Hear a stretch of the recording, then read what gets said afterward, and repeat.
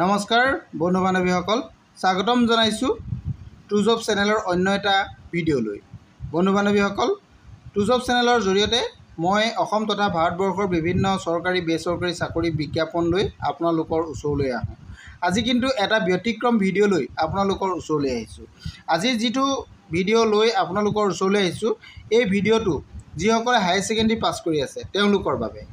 এই ভিডিঅ'টো higher secondary pass কৰা যিসকল কেণ্ডিডেট আছে তেওঁলোকে এই স্কিমৰ সহায়ত তেওঁলোকে নতুন পাঠ্যক্ৰম পঢ়িবৰ কাৰণে কিছু সুবিধা লাভ কৰিব।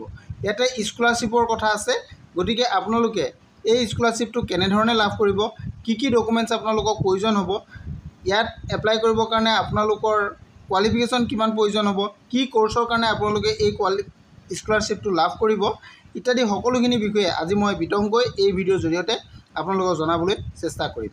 বন্ধু বান্ধৱীসকল, আপোনালোক যদি মোৰ চেনেলত প্ৰথমবাৰলৈ আহিছে তেন্তে চেনেলটো ছাবস্ক্ৰাইব কৰি কাষতে থকা অল নটিফিকেশ্যনটো অন কৰি দিব, যাতে আপোনালোকে এনেকুৱা ধৰণৰ ভিডিঅ'বিলাক সৰ্বপ্ৰথমে লাভ কৰিব পাৰে। আহকচোন আমি ভিডিঅ'টো আৰম্ভ কৰোঁ।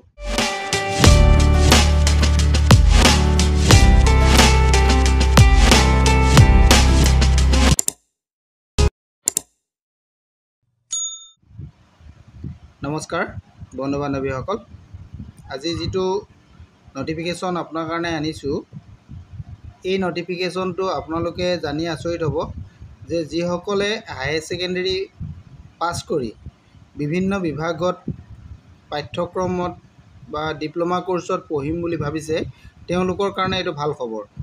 এইটো আপোনালোকে চাব যে ঈশান উদয় স্পেচিয়েল স্কলাৰশ্বিপ ফৰ NER। ইয়াতে ঈশান উদয় এটা স্কলাৰশ্বিপ দিয়াৰ ব্যৱস্থা কৰিছে, এইটো নৰ্থ ইষ্টৰ কাৰণে। এইটো আপোনালোকে চাব পাৰিব কোনখিনি ইউনিভাৰ্চিটি বা কলেজ বা ইনষ্টিটিউশ্যনত পঢ়িলে আপোনালোকে এই স্কলাৰশ্বিপটো পাব। ইয়াৰ বিষয়ে মই প্ৰথমে আপোনালোকক কৈছোঁ যে নৰ্থ ইষ্টৰ হ'ব লাগিব, ইণ্ডিয়াৰ নৰ্থ ইষ্টৰ হ'ব লাগিব। আৰু ইয়াতে আপোনালোকৰ নৰ্থ ইষ্টৰ বুলি কওঁতে আসাম, অৰুণাচল প্ৰদেশ, মণিপুৰ, মেঘালয়, মিজোৰাম, নাগালেণ্ড, ত্ৰিপুৰা এই 7খন ৰাজ্যৰ যদি আপুনি হয় তেনেহ'লে আপুনি এই স্কলাৰশ্বিপটো লাভ কৰিব। নাম্বাৰ 1। নাম্বাৰ 2, 2 নম্বৰতে কোৱা হৈছে যে ইয়াৰ কাৰণে আপোনাৰ বছৰি ইনকম, ফেমিলিৰ বছৰি যিটো ইনকম হয়, ইনকমটো 4.5 লাখৰ তলত হ'ব লাগিব বা 4.5 লাখ হ'ব লাগিব। যদি 4.5 লাখ বছৰি ইনকম ফেমিলি ইনকম আছে তেনেহ'লে আপুনি এই স্কলাৰশ্বিপটো আপুনি লাভ কৰিব। 3 নম্বৰতে আপোনাৰ ইয়াতে ডমিচিয়েল চাৰ্টিফিকেট, ডমিচিয়েল যিখন চাৰ্টিফিকেট, এই চাৰ্টিফিকেট আপুনি এপ্লিকেশ্যন ফৰ্মৰ লগত গাঁঠি দিব লাগিব। ডমিচিয়েল চাৰ্টিফিকেট বা পাৰ্মানেণ্ট ৰেচিডেণ্ট চাৰ্টিফিকেট আপুনি দিলেও হ'ব। এইটো আপুনি যিখন এপ্লিকেশ্যন ফৰ্ম ফিল আপ কৰিব তাৰ লগত গাঁঠি দিব লাগিব। এই 3টা হ'ল। নেক্সট আপুনি 4 নম্বৰ যদি চাব বিচাৰে, 4 নম্বৰ যিটো অপশ্যন দিছে ইয়াতে আপুনি হায়াৰ ছেকেণ্ডেৰী পাছ কৰাৰ পাছত কাক কাক এই স্কলাৰশ্বিপটো দিব এইটো আপোনালোকে ইয়াতে উল্লেখ কৰিছে যে হায়াৰ ছেকেণ্ডেৰী হ'ব ক্লাছ 12 CBSE বৰ্ডৰ হ'ব লাগিব বা ইকুইভেলেণ্ট এক্সামিনেশ্যন ষ্টেট বৰ্ডৰ, অৰ্থাৎ আপুনি যদি অসমৰ হয় তেনেহ'লে আমি ছেবাৰ পৰা কৰিলেও হ'ব। যিহেতু ইয়াতে ষ্টেট বৰ্ডৰ কথা উল্লেখ আছে, state board of NER are eligible to apply, নিশ্চয় এইটো বুজি পাইছে। তাৰপিছত আমি যদি 5 নম্বৰ অপশ্যনটো চাব বিচাৰোঁ, 5 নম্বৰটো কৈছে কি কি কোৰ্চৰ কাৰণে আপোনালোকক ইয়াতে ইলিজিবল কৰা হ'ব। ইয়াতে ক্লাছ 12ৰ পিছত আপুনি ইকুইভেলেণ্ট এক্সাম পাছ কৰাৰ পাছত আপোনালোকে কাৰেণ্ট একাডেমিক ইয়েৰত যিটো ইলিজিবল হয়, আপুনি কি কোৰ্চ পঢ়িব সেই কোৰ্চৰ কাৰণে আপুনি এপ্লাই কৰিব পাৰিব, এপ্লাই কৰিব লাগিব। মানে আপুনি যিকোনো পাঠ্যক্ৰমত আপুনি অন্তৰ্ভুক্ত হ'ব লাগিব। নিশ্চয় এইটো বুজি পালে।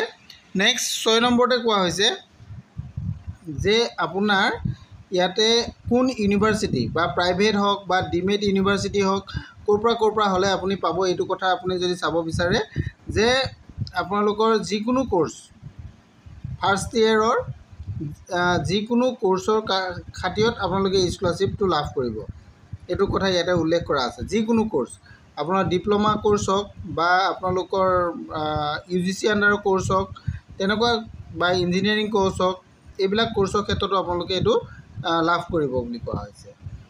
7 নম্বৰত আপুনি যদি চাই ইয়াতে কি কোৱা হৈছে যে student enrolled in integrated course of eligible institution eligible to apply. ক'ত আপুনি কৰিলে এইটো এপ্লাই কৰিব পাৰিব। ইয়াতে উল্লেখ কৰা আছে scholarship only for the undergraduate part of the course. আপুনি আণ্ডাৰ গ্ৰেজুৱেশ্যনৰ যিটো কোৰ্চ হয় এই কোৰ্চত হ'ব লাগিব, তেতিয়াহে আপুনি এই স্কলাৰশ্বিপটো লাভ কৰিব। এইটো কথা আপোনালোকে বুজি পালে। আৰু আপোনালোকৰ ইয়াতে কি কি কোৰ্চ আছে, কোৰ্চকেইটাৰ কথা উল্লেখ আছে, আপোনালোকে চাব পাৰিব। জেনেৰেল ডিগ্ৰী কোৰ্চত পাব আপোনালোকে। জেনেৰেল যদি আপোনালোকে ডিগ্ৰী কোৰ্চ কৰিছে বা প্ৰফেচনেল কোৰ্চ যদি আপোনালোকে কৰিছে তাতো পাব, বা টেকনিকেল কোৰ্চ যদি কৰিছে তাতো পাব, মেডিকেল বা পেৰামেডিকেল কোৰ্চ যদি কৰিছে তাতো পাব। ইয়াতে মেডিকেল আৰু পেৰামেডিকেলত MBBS, BMS বা BDS বা BArt বা BTech এইখিনিকো অন্তৰ্ভুক্ত কৰি ধৰা হৈছে। এইখিনি কোৰ্চৰ সকলেও এই মানে স্কলাৰশ্বিপটো লাভ কৰিব। ইয়াৰ কাৰণে আপোনালোকে স্কলাৰশ্বিপটো কেনেধৰণে পাব এইটো কথা ইয়াতে উল্লেখ কৰা আছে। স্কলাৰশ্বিপটো আপোনালোকে যদি চাই এইটো 5400 পাৰ মান্থকৈ দিয়া হ'ব জেনেৰেল ডিগ্ৰী কোৰ্চৰ কাৰণে। জেনেৰেল ডিগ্ৰী কোৰ্চ যেনে আপোনাৰ BA, BSc, BCom বা BMS বা BBA এইবিলাক কোৰ্চৰ কাৰণে আপোনালোকক কিমান দিয়া হ'ব, পাৰ মান্থলি আপোনালোকক 5400কৈ পাব। আৰু আদাৰ যিখিনি কোৰ্চ আছে টেকনিকেল কোৰ্চ বা প্ৰফেচনেল কোৰ্চ, মেডিকেল বা পেৰামেডিকেল কোৰ্চৰ কাৰণে এইখিনি ইয়াতে 7800কৈ আপোনালোকক পাৰ মান্থ দিয়া হ'ব। এইখিনি কথা আপোনালোকে জানিলে। ইলিজিবলটো গোটেইখিনি কথা আপোনালোকক জনালোৱেই। আৰু আপোনালোকে সবিশেষ যদি আৰু জানিব বিচাৰে ইয়াৰ যিটো অফিচিয়েল ৱেবছাইট আছে তাতো গৈ আপোনালোকে এইটো অফিচিয়েল ৱেবছাইটটো আপোনালোকে দেখিছে, এই ৱেবছাইটত গৈ আপোনালোকে তাৰ পৰা সবিশেষ চাই ল'ব পাৰিব। আৰু ইয়াতে গৈ আপোনালোকে যিহেতু অনলাইন আবেদন কৰিব লাগিব, অনলাইন আবেদনৰ তাৰিখটো ইয়াতে উল্লেখ কৰা নাই ন'টিফিকেশ্যনত।